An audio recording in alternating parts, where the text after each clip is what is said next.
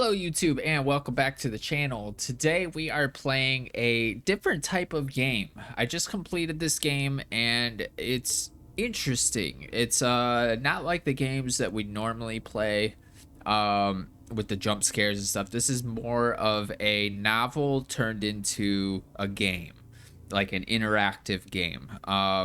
It's very interesting. It was very intriguing, so it is going to find a spot on the channel. The story is so interesting that I kind of want to play more of these games.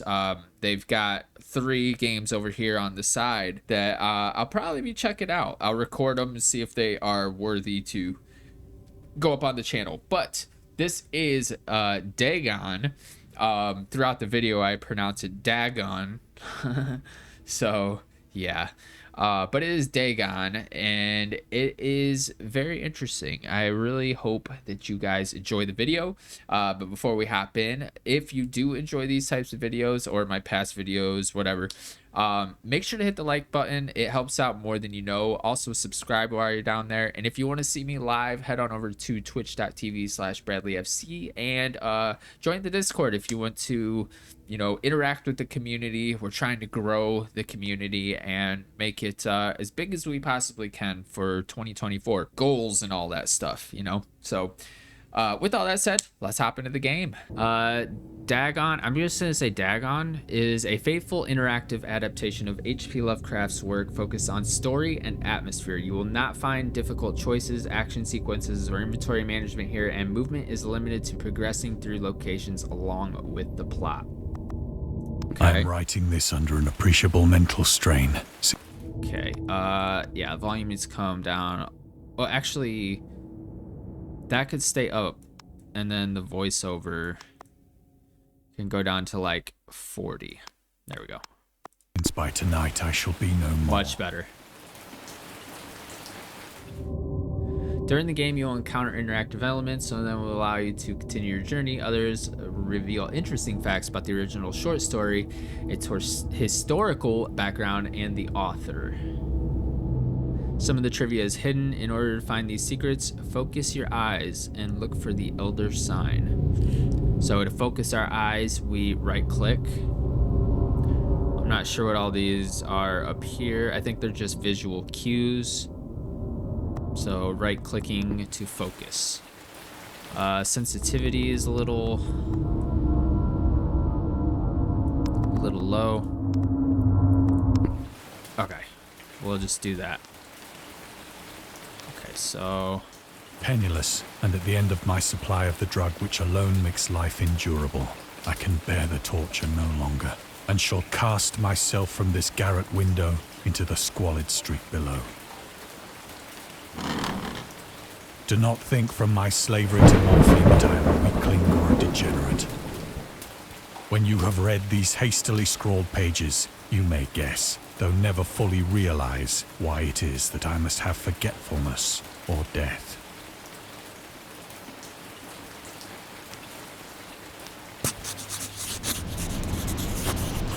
It was in one of the most open and least frequented... Wow, the sounds are crazy. I'm so sorry, guys. We're gonna bring this down to 40 and then bring him up to 45. That should be good. ...parts of the broad Pacific, that the packet of which I was supercargo fell a victim to the German sea raider.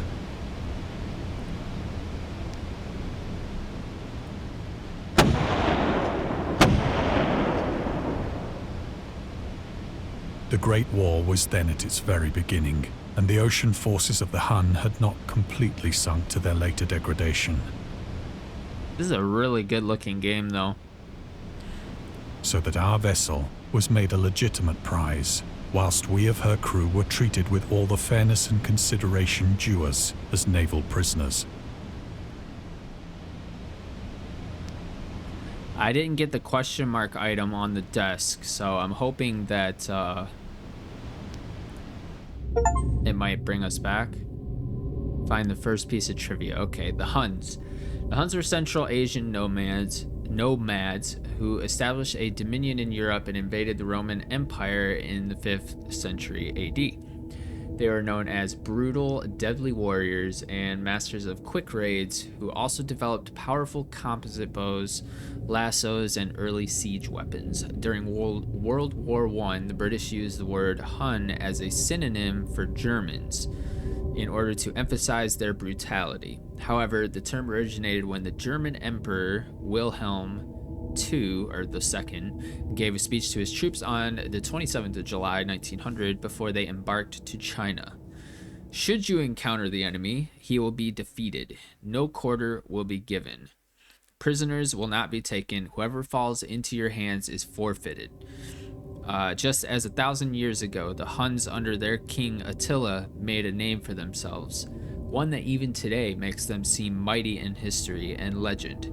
May the name German be affirmed by you in such a way in China that no Chinese, it's a lot of Chinese, will ever again dare to look cross-eyed at the German. That was a tongue twister, like that entire sentence. The refusal to take prisoners was a clear breach of the laws and customs of war adopted during the First Hague Convention of 1899. Okay. You can read the discovered trivia immediately or go back to them later in the main menu. Turn off displaying trivia if you find that the feature distracts you from the story. This can be changed anytime in the options. That's pretty cool that they give you the option, but it's interesting to me, so we're going to keep it on. All right, is there anything else? Nope. So I missed the first piece of trivia, on the desk. So liberal, indeed, was the discipline of our captors that 5 days after we were taken, I managed to escape alone in a small boat with water and provisions for a good length of time.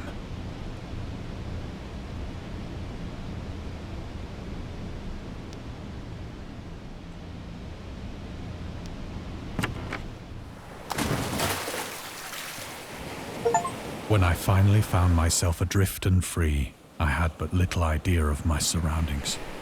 Never a competent navigator, I could only guess vaguely by the sun and stars that I was somewhat south of the equator. Of the longitude, I knew nothing, and no island or coastline was in sight.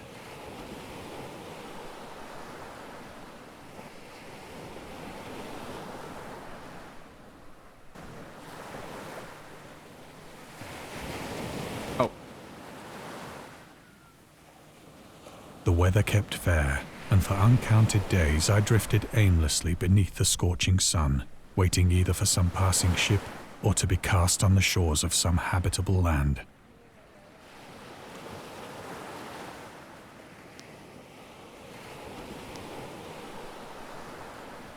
But neither ship nor land appeared, and I began to despair in my solitude upon the heaving vastness of unbroken blue.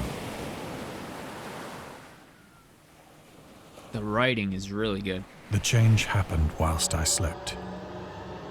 Except for whilst. Its details I shall never know. For my slumber, though troubled and dream-infested, was continuous.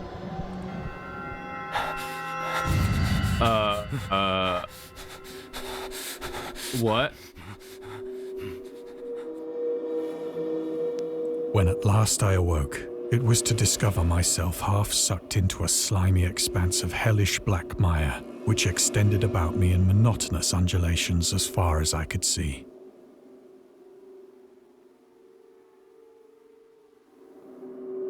And in which my boat lay grounded some distance away. Though one might well imagine that my first sensation would be of wonder at so prodigious and unexpected a transformation of scenery, I was in reality more horrified than astonished.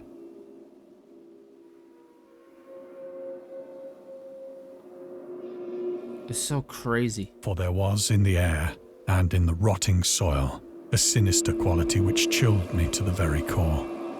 The region was putrid with the carcasses of decaying fish and of other less describable things which I saw protruding from the nasty mud of the unending plain. Perhaps I should not hope to convey in mere words the unutterable hideousness that can dwell in absolute silence and barren immensity. There was nothing within hearing, and nothing in sight, save a vast reach of black slime. Yet the very completeness of the stillness and the homogeneity of the landscape oppressed me with a nauseating fear. The sun was blazing down from a sky which seemed to me almost black in its cloudless cruelty, as though reflecting the inky marsh beneath my feet. That's a sun?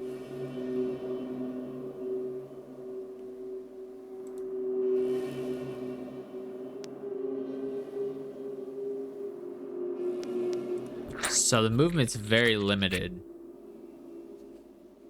As I crawled into the stranded boat, I realized that only one theory could explain my position.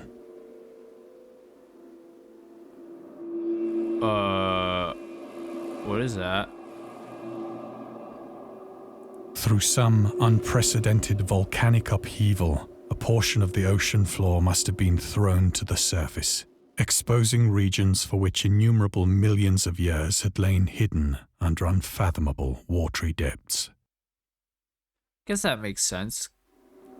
There's like giant squids and octopi.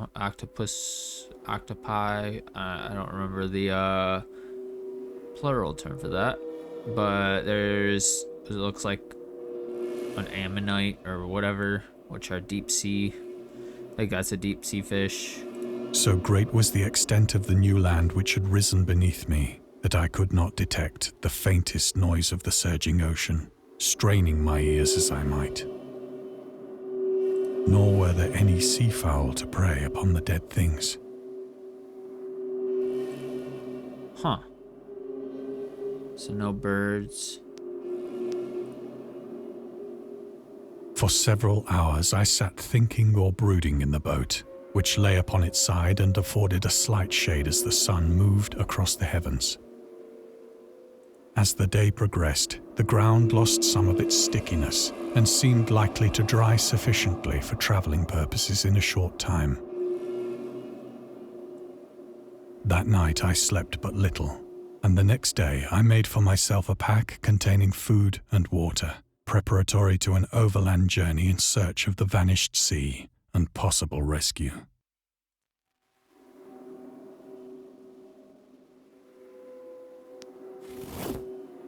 On the third morning, I found the soil dry enough to walk upon with ease.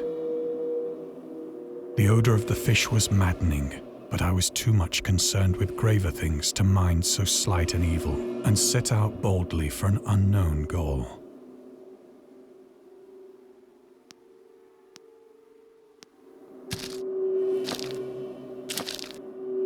This is a lot different.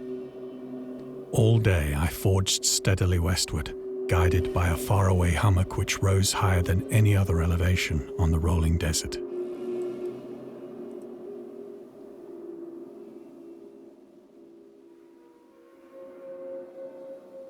What the hell are these?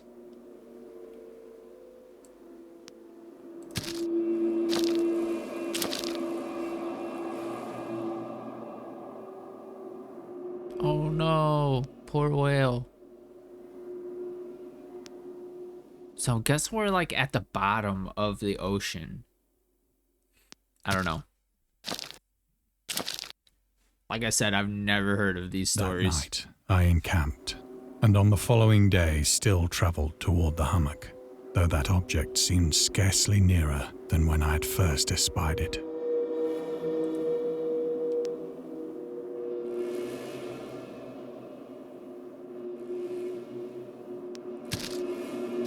This makes you think, like, what's at the bottom of these oceans? Like, our oceans. By the fourth evening, I attained the base of the mound, which turned out to be much higher than it had appeared from a distance. An intervening valley setting it out in sharper relief from the general surface. Too weary to ascend, I slept in the shadow of the hill. I know not why my dreams were so wild that night. Probably because you're trapped in an ocean of death. I don't know, that'd be my first guess. But ere the waning and fantastically gibbous moon had risen far above the eastern plain, I was awake in a cold perspiration, determined to sleep no more. Such visions as I had experienced were too much for me to endure again. And in the glow of the moon I saw how unwise I had been to travel by day. Without the glare of the parching sun, my journey would have cost me less energy. Indeed, I now felt quite able to perform the ascent which had deterred me at sunset. Picking up my pack, I started for the crest of the eminence. I have said that the unbroken monotony of the rolling plain was a source of vague horror to me. But I think my horror was greater when I gained the summit of the mound and looked down the other side into an immeasurable pit or canyon, whose black recesses the moon had not yet soared high enough to illumine. I felt myself on the edge of the world, peering over the rim into a fathomless chaos of eternal night. Through my terror ran curious reminiscences of Paradise Lost, and of Satan's hideous climb through the unfashioned realms of darkness. As the moon climbed higher in the sky, I began to see that the slopes of the valley were not quite so perpendicular as I had imagined.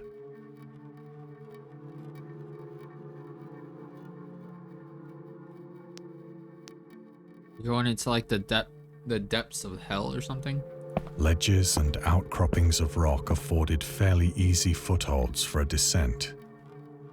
Or it's gonna be like Mariana's Trench or something. That would be super interesting. Whilst after a drop of only a few hundred feet, the declivity became very gradual.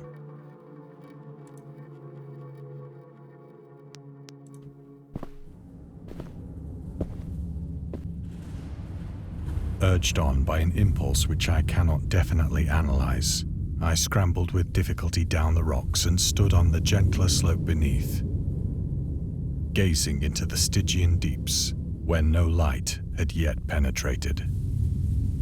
All at once, my attention was captured by a vast and singular object on the opposite slope, which rose steeply about 100 yards ahead of me. An object that gleamed whitely in the newly bestowed rays of the ascending moon. This guy's probably like, man, I should have stayed on the ship.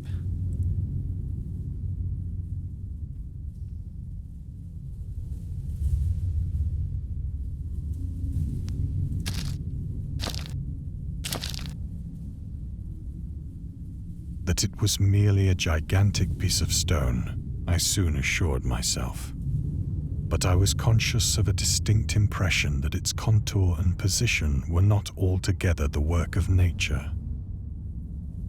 A closer scrutiny filled me with sensations I cannot express.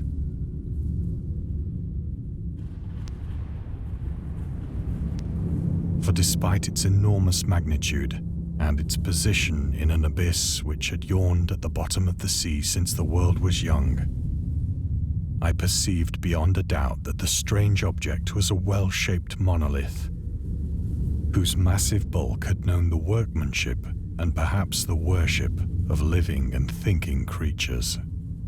Dazed and frightened, yet not without a certain thrill of the scientist's or archaeologist's delight, I examined my surroundings more closely.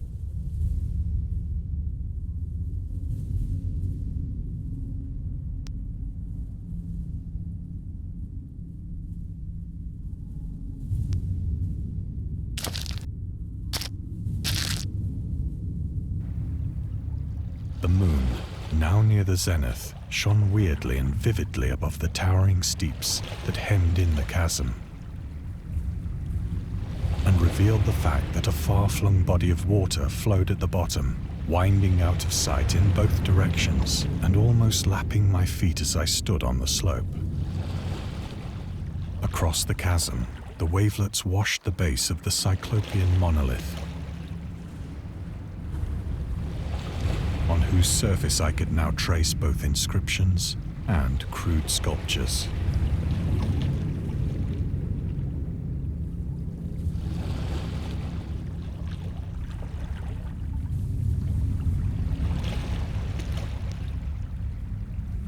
The writing was in a system of hieroglyphics. How'd he get up unknown there? to me, and unlike anything I'd ever seen in books. He just floats. Consisting for the most part of conventionalized aquatic symbols such as fishes, eels, octopi, crustaceans, mollusks, whales, and the like. Several characters obviously represented marine things which are unknown to the modern world, Interesting. but whose decomposing forms I had observed on the ocean-risen plain. It was the pictorial carving, however, that did most to hold me spellbound.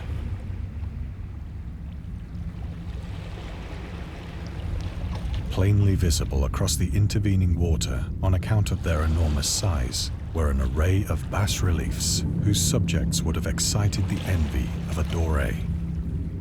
I think that these things were supposed to depict men, at least a certain sort of men.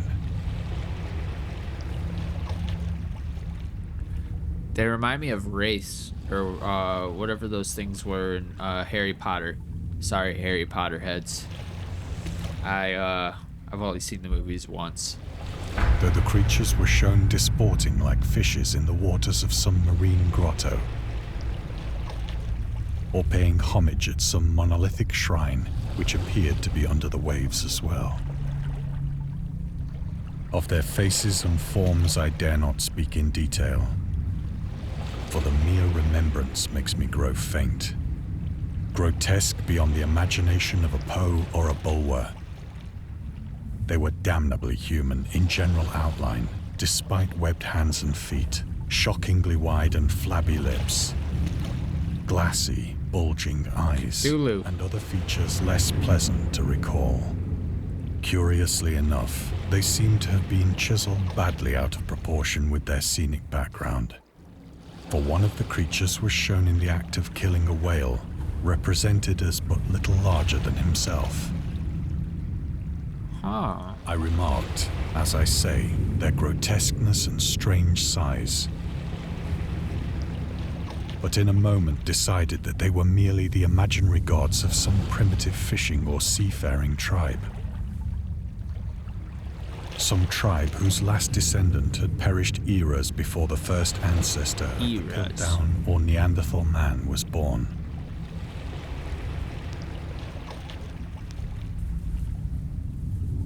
Awestruck at this unexpected glimpse into a past beyond the conception of the most daring anthropologist, I stood musing whilst the moon cast queer reflections on the silent channel before me. Then, suddenly, I saw it. Saw what? Oh.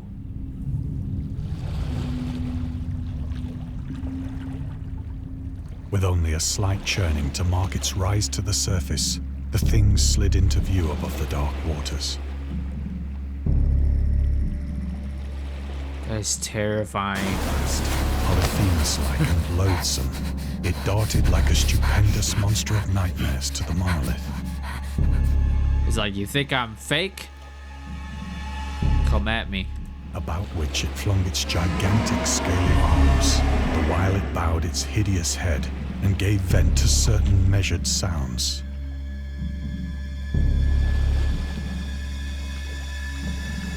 I think I went mad then. Of my frantic ascent of the slope and cliff, and of my delirious journey back to the stranded boat, I remember little.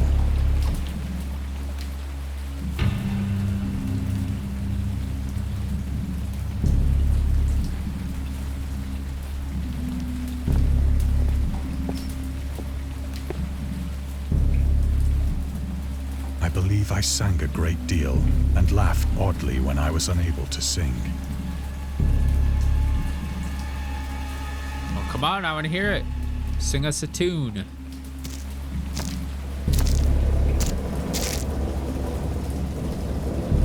I have indistinct recollections of a great storm sometime after I reached the boat. At any rate, I know that I heard pearls of thunder and other tones which nature utters only in her wildest moods.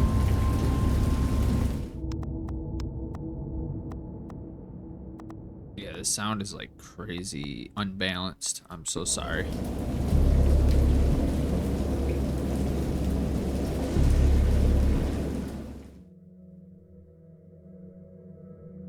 It's hard to adjust the When I sound. came out of the shadows, I was in a San Francisco hospital.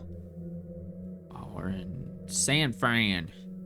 But yeah, it's hard to adjust the volume before you actually get into the game, because you can adjust the volume like on the intro screen, and like it'll sound good on the intro screen, but then you hop in and yeah, it's a whole thing. Brought thither by the captain of the American ship which had picked up my boat in mid-ocean. In my delirium, I had said much, but found that my words had been given scant attention. Of any land upheaval in the Pacific, my rescuers knew nothing. Nor did I deem it necessary to insist upon a thing which I knew they could not believe. Yeah, I probably would keep my mouth shut too. Ooh, trivia. Lovecraft was a prominent figure in the world of amateur journalism. In 1915, he started publishing his own journal called The Conservative, which included political and social commentary, poetry, short stories, and literary criticism written by him and other authors. Howard was a skilled wordsmith, but he also took criticisms to heart, which resulted in his decision to step away from writing poetry and concentrate on weird fiction again, for the first time since his teenage years. Dagon, published in 1919, is one of the short stories written during that period. In this example excerpt from The Conservative, the master of horror fiction explains his attitude towards warfare and the ideal of world peace. Why any sane human being can believe in the possibility of universal peace is more than the conservative can fathom. Should the entire civilized world agree simultaneously to disarm, one or more nations would undoubtedly retain secret armaments and at the proper time take advantage of their more altruistic and less astute contemporaries in a wild career of conquest against unarmed victims. No country is or even can be above warfare until the basic impulses of the human animal shall have miraculously changed. Interesting. So these stories actually sound pretty legit. I'm gonna have to check out like the books, because as far as I know, they're real books. So, and this is based on one of those. Obviously, it just told us. It's a ghost store. Once I sought out a celebrated ethnologist and amused him with peculiar questions regarding the ancient Philistine legend of Dagon, the fish god. Dagon. I should go back and just edit myself saying Dagon over every time I say Dagon. Dagon was the main deity or deity of the Philistines, worshipped throughout the Middle East as the ancient god of fertility and crops. In Hebrew, the word Dagon was a common noun for grain. The rulers of Akkad, Mesopotamia. Oh my God, words. Why do they have to be so big? Chose him as patron saint of their war conquest. He also appeared as judge of the dead in an Assyrian poem and an underworld prison warder in one of the Babylonian texts. Wow, they string a lot of these words together, and I am just too dumb for that. He is often mistakenly taken for a fish god due to the wrong interpretation of his name, as in Hebrew the word dag, whatever, means fish. In H.P. Lovecraft's works, Dagon is an underwater deity ruling over the deep ones, a humanoid race with fish traits that resides in the oceans. He is worshipped by a secret cult called the Esoteric Order of Dagon. I mean, it's in a game, in a book, so it can't be that secret, right? Okay, what do we got?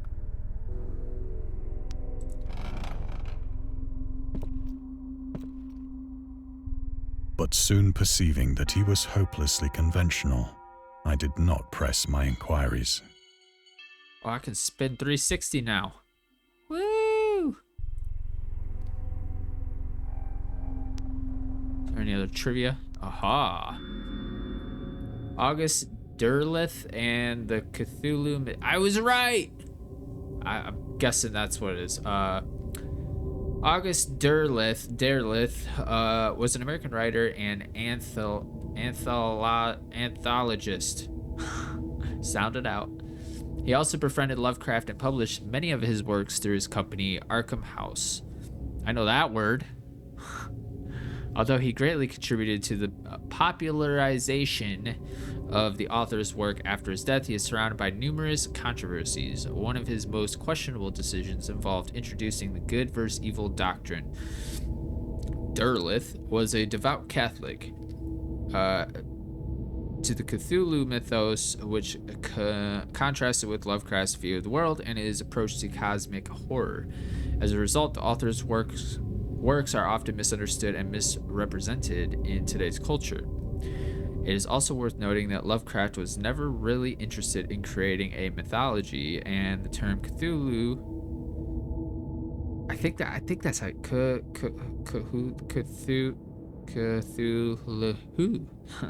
Cthulhu mythos was coined by Derleth after the author left the mortal plane. That's such a weird way to say he did. I think that's the only trivia. Okay.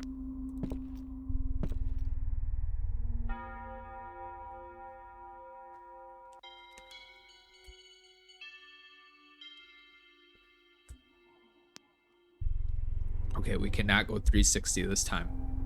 And I don't see any other trivia. I like learning about the author.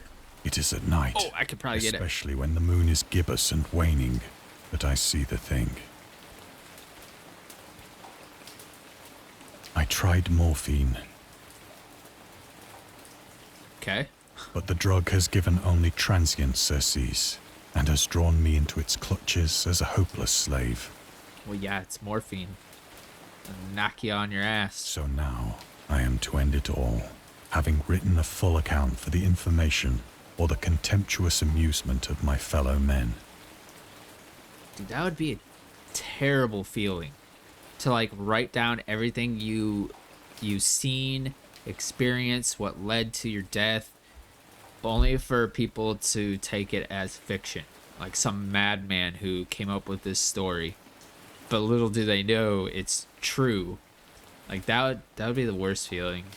I would have to get someone to like truly believe me before I died, or else I'd come back and haunt them. That would be my unfinished business. Lovecraft hated tobacco even though he used to smoke when he was 12 in order to look and feel like an adult. In his correspondence with friend Reinhard Kleiner, he claims that he quit as soon as he started wearing long pants. So for everybody out there trying to quit smoking, just wear some long pants. Duh. He also had a very strong opinion about alcohol, as evidenced by his letter to Zealia Brown, dated 13th of February 1928.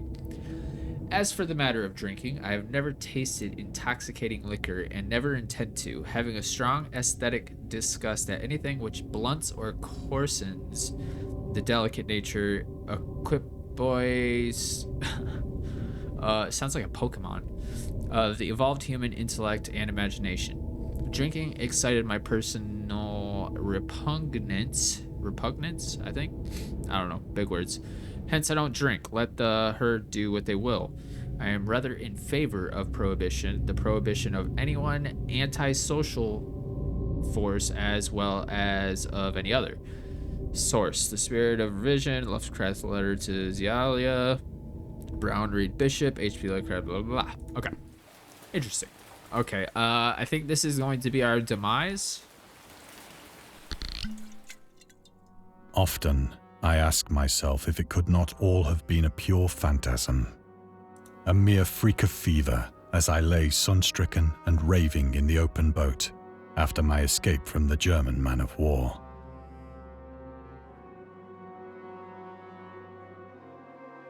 This I ask myself, but ever does there come before me a hideously vivid vision in reply. I cannot think of the deep sea without shuddering at the nameless things that may at this very moment be crawling. Where'd he go? On its slimy bed. That is super Worshipping interesting. their ancient stone idols and carving their own detestable likenesses on submarine obelisks of water-soaked granite.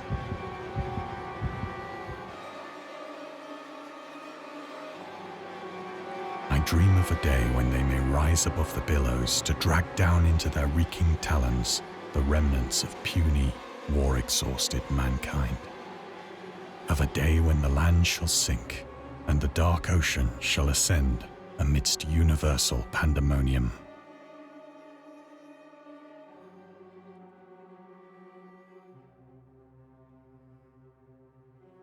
Oh, that's supposed to be New York City?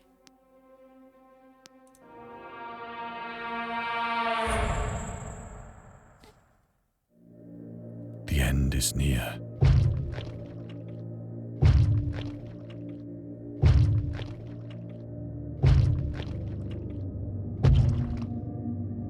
I hear a noise at the door, as of some immense slippery body lumbering against it.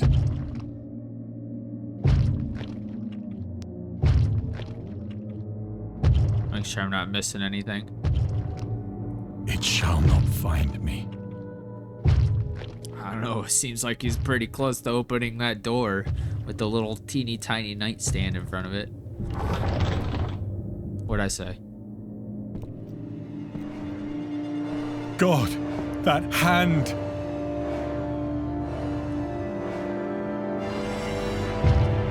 The window! The window! I can't move!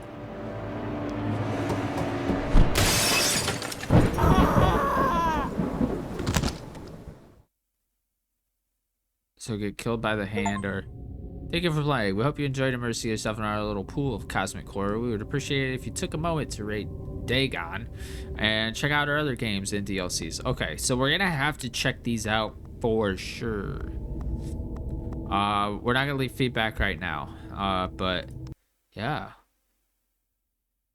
that was interesting. Very different from what I normally play. I thought that I would be able to like freely move around and stuff, but it's nice to get a little change of pace. So that was a nice story, and I'm gonna have to. Okay. So that is gonna be it for this video. If you liked the video, be sure to subscribe and hit that thumbs up button. If you want to see me live, Bradley FC on Twitch, and if you want to join the Discord, links to everything will be down in the description. And see you guys in the next video. Peace.